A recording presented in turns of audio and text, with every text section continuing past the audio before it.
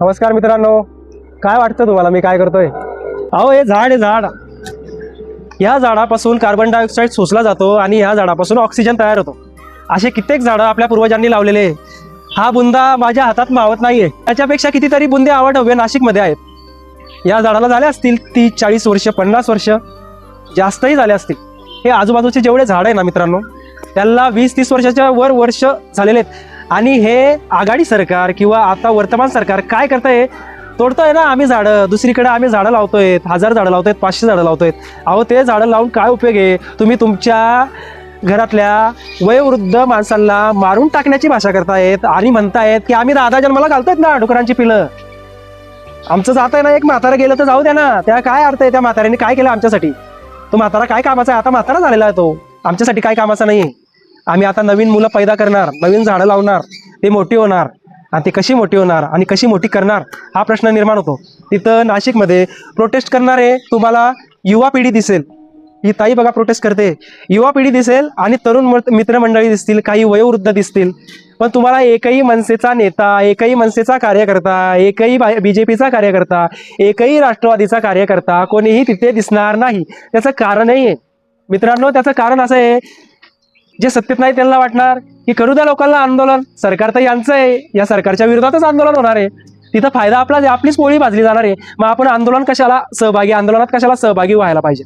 कारण मनसे किंवा दुसरे विरोधी पक्ष जर उबाटा वगैरे आंदोलनात सामील झाले वृक्षतोडीच्या विरोधात, तर हे आंदोलन सक्सेस होण्याचे आणि चांगलं पार पडण्याचे चान्सेस आहेत.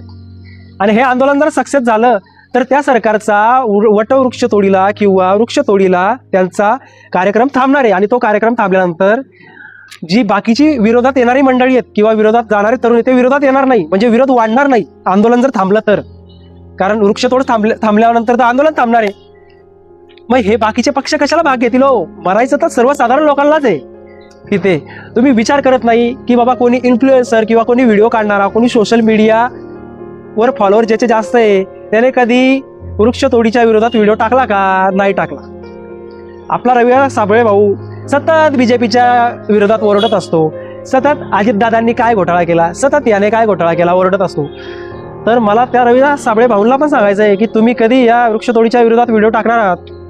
टाकलाही असेल तर कधी प्रत्यक्षात तिथे जाणार आहात? तुम्ही शेतकऱ्यांचे प्रश्न सोडवण्यास तुम्ही मदत करतात, पण असे आपले मराठी इन्फ्लुएन्सर सूरज भाऊ चव्हाण, बाकीचे इतर, हे कधी ह्या वृक्षतोडीच्या विरोधात उतरणार आहात? महाराजांचं एक वाक्य आहे, झाडे तो लेकुरे आपली लेकरा सारखी जपावी. आणि संत तुकाराम महाराजांचं सुद्धा वाक्य आहे, वृक्षवल्ली आम्हा सोयरे पक्षीही सुस्वरे वनचरे. ह्या जर महापुरुषांचा आपण विसर पाळत गेलो तर आपला सर्वनाश नक्कीच आहे.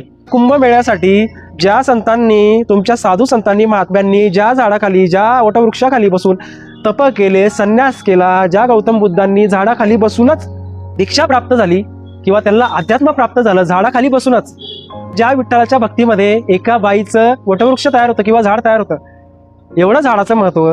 किंवा या पर्यावरण प्रेमींना तुम्ही सहकार्य करा, फॉलो करा, शेअर करा, अशीच माझी नम्रतेची विनंती आहे.